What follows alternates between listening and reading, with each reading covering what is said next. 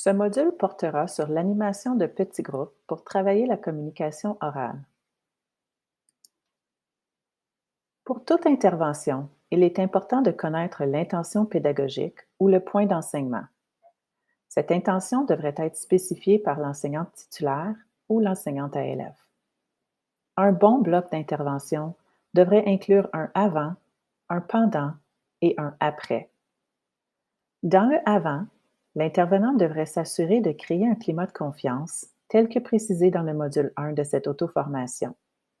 L'intervenant devrait également préparer l'apprentissage en activant les connaissances antérieures des élèves. Dans le pendant, l'intervenant nomme clairement le point d'enseignement et le répète souvent pendant le bloc d'intervention. Ensuite, il modèle ce que l'élève doit apprendre, observe pour vérifier le niveau de compréhension de l'élève pendant la leçon et pendant la pratique, soit par le biais d'exercices ou de jeux. Dans le après, l'intervenant fait un retour sur la leçon ou l'activité en rappelant le point d'enseignement et en demandant aux élèves de partager ce qu'ils ont appris. C'est un moment propice pour demander aux élèves de compléter un billet de sortie. Dans les prochaines diapositives, des exemples d'intervention pour chacune de ces trois composantes du bloc d'intervention seront présentés.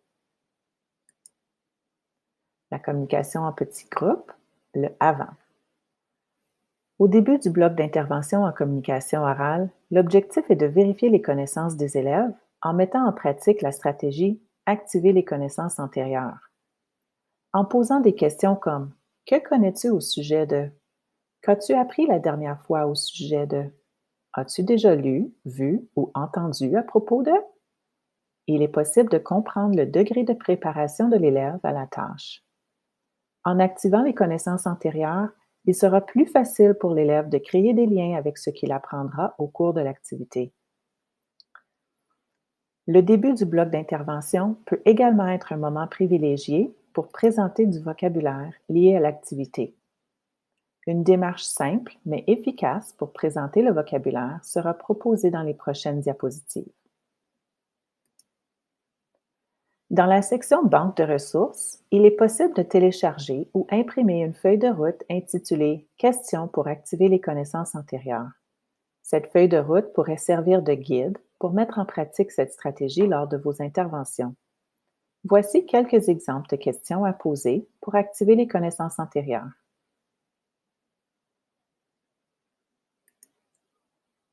La connaissance du vocabulaire favorise l'activation des connaissances antérieures et rend le contenu de l'activité ou de la leçon plus accessible à l'élève. Voici 5 étapes pour augmenter la fréquence d'exposition au vocabulaire. 1. L'adulte définit le mot en fournissant une description, une explication ou un exemple du mot.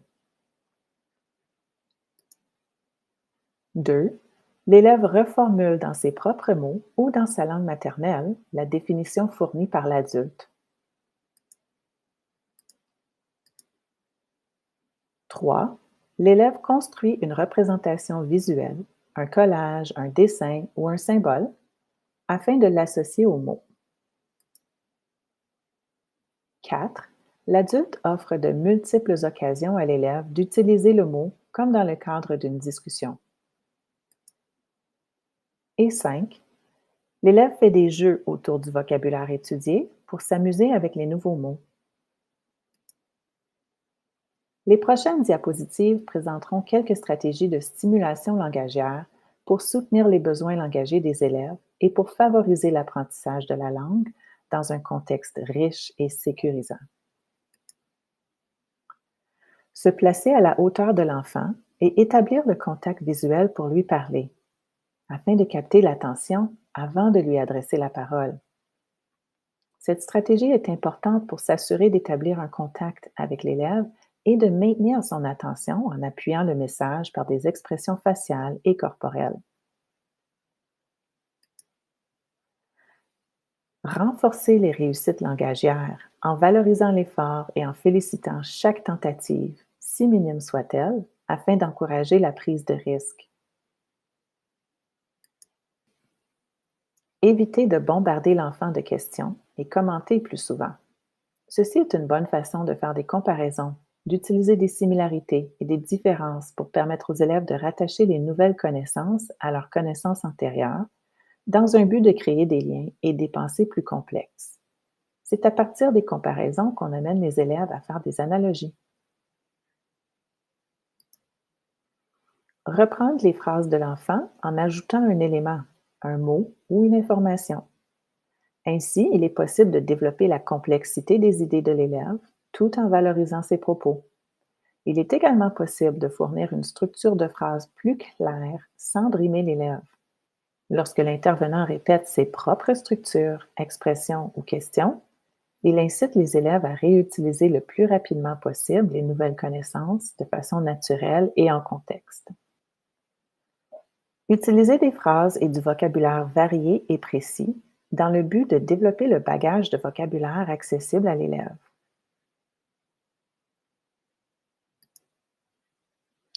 Parlez à l'enfant avec des mots et des phrases d'adultes. Bien qu'au début de l'apprentissage de la langue, il est important d'utiliser des mots d'usage courant connus de l'élève et dans des phrases courtes et simples, au fur et à mesure que les élèves développent leurs habiletés langagières, il convient d'utiliser un vocabulaire de plus en plus élaboré et des phrases plus complexes afin d'enrichir le bagage langagier des élèves. C'est aussi une occasion de modeler des stratégies à haute voix devant les élèves. Par exemple, la façon de s'engager dans une discussion, faire une réflexion en utilisant des déclencheurs tels que ceci me fait penser à, ou je me demande si, je pense que. Reformuler lorsque l'enfant fait des erreurs en accentuant le mot ou le son oublié ou erroné sans demander de répéter. Il est possible de redire correctement ce que l'élève vient de dire en modelant la forme, la structure, le vocabulaire ou la prononciation. En adoptant cette stratégie, l'intervenant modélise de manière plus explicite les subtilités de la langue française. Donnez un choix de mots ou de phrases à l'enfant comme indice. Cette stratégie peut offrir le vocabulaire à l'enfant afin qu'il puisse s'exprimer avec précision. Laissez quelques secondes à l'enfant pour répondre aux questions ou pour réagir aux commentaires. Augmenter le temps de réflexion permet de toujours donner un temps d'attente suffisant à l'élève lors d'une question pour lui permettre d'organiser ses idées et de trouver les mots justes pour la réponse. Lorsqu'on augmente le temps d'attente, on augmente la complexité des réponses données par les élèves. Ne pas faire semblant de comprendre l'enfant quand on ne le comprend pas. L'utilisation des supports visuels lorsqu'on explique des nouveaux concepts peut aider les élèves à faire des liens avec leurs connaissances. Les référentiels comme les murs de mots ou les outils organisationnels comme des cartes sémantiques peuvent aussi aider les élèves à s'exprimer et ainsi à faciliter la compréhension. Et finalement, prendre l'habitude de dire ou de faire des choses absurdes pour faire réagir l'enfant verbalement. Il ne faut surtout pas négliger l'importance de s'amuser en apprenant une langue. Cette stratégie permet à l'élève de réagir aux propos et d'enrichir la conversation. Appuyez sur pause pour discuter des stratégies de stimulation langagière que vous utilisez couramment et celles dont vous aimeriez utiliser plus souvent dans vos prochaines interventions.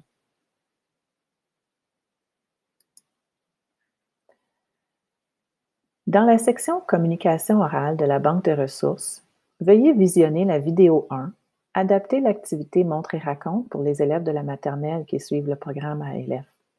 Remarquez les techniques utilisées dans cette vidéo pour soutenir les élèves ayant des besoins langagiers.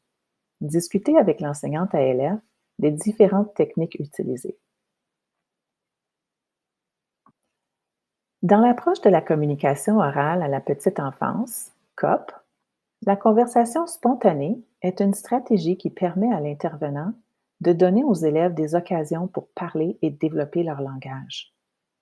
C'est par le biais d'expériences en communication orale quotidienne que l'enfant découvre et acquiert des habiletés langagières et développe un vocabulaire riche, essentiel au succès de son apprentissage de la lecture et de l'écriture.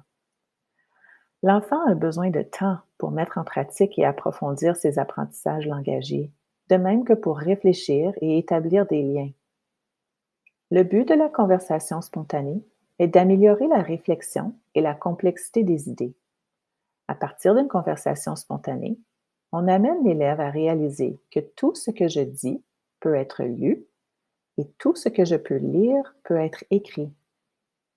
L'intervenant doit connaître l'intention pédagogique et la communiquer aux élèves avant d'entamer la conversation spontanée. Cela amène l'élève à comprendre la relation entre la communication orale, la lecture et l'écriture.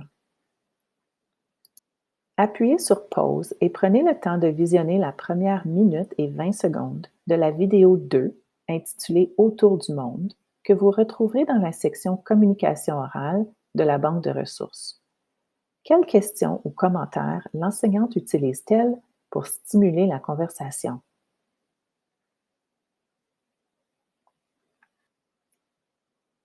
Dans la banque de ressources, la feuille de route Propos incitatifs est disponible à télécharger ou à imprimer à titre de guide lors de vos conversations spontanées pour poser des questions appropriées selon les paliers langagiers des élèves. Au fur et à mesure que les élèves améliorent leurs habiletés langagières, il est possible d'augmenter la complexité de la conversation en modifiant l'intention pédagogique. Dans un premier temps, l'intervenant invite les élèves à exprimer leurs idées, leurs réflexions et leurs opinions.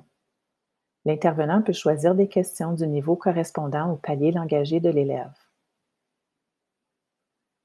Pour équiper les élèves de solides compétences d'écoute et de réaction, il est essentiel de développer cette habileté en parallèle, en faisant un usage délibéré du temps d'attente. En insérant volontairement des temps d'attente à votre enseignement en petits groupes et tout au long de la journée, vous amènerez les élèves à intégrer des moments de réflexion et de traitement de l'information à leur processus de communication. Dans un troisième temps, on doit montrer comment se poser des questions et comment en poser aux autres. Ce n'est pas le moment ici de poser des questions de raisonnement de haut niveau aux élèves. Ce processus d'expression orale établit la capacité de l'élève à poser des questions qui lui viennent en esprit.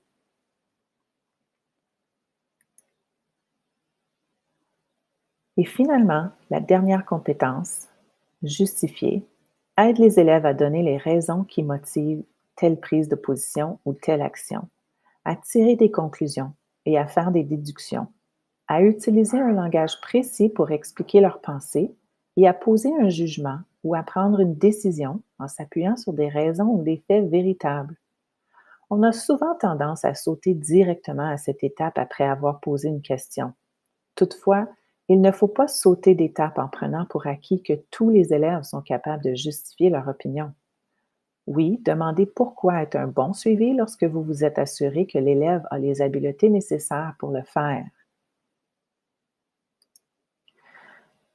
Voici un exemple d'échange possible lors d'une conversation spontanée à partir d'une image.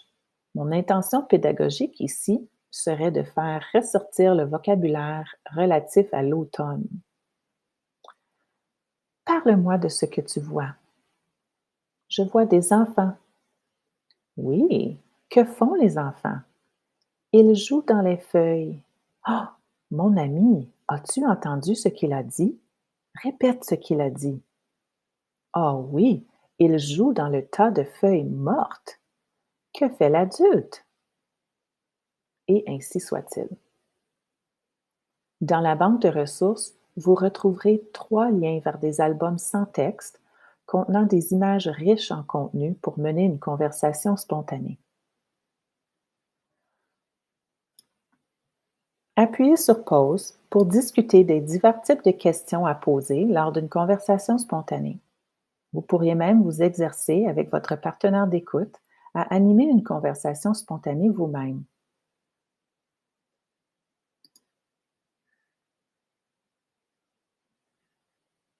Les prochaines diapositives présenteront des moyens de clôturer un bloc d'intervention en petits groupes, tout en réinvestissant le vocabulaire. La fin du bloc d'intervention est le moment idéal pour inviter les élèves à jouer avec le vocabulaire exploité pendant le bloc. Ces activités peuvent servir de billet de sortie pour vérifier la compréhension des élèves. L'activité peut être aussi simple que de demander aux élèves de choisir un nouveau mot et de créer une étiquette mot à afficher sur le mur de mots. Vous retrouverez dans la banque de ressources d'autres jeux de vocabulaire et de communication orale pour réinvestir le vocabulaire et les habiletés de communication orale apprises selon votre intention. Afin de faciliter la rétroaction à l'enseignante titulaire ou à l'enseignante ALF, un outil pour noter ses observations s'avère indispensable. Dans la banque de ressources, vous trouverez un gabarit vous permettant d'indiquer l'intention pédagogique ou le point d'enseignement visé, ainsi que de noter vos observations et vos prochaines étapes. Il s'agit de vous créer une copie du document pour pouvoir le modifier.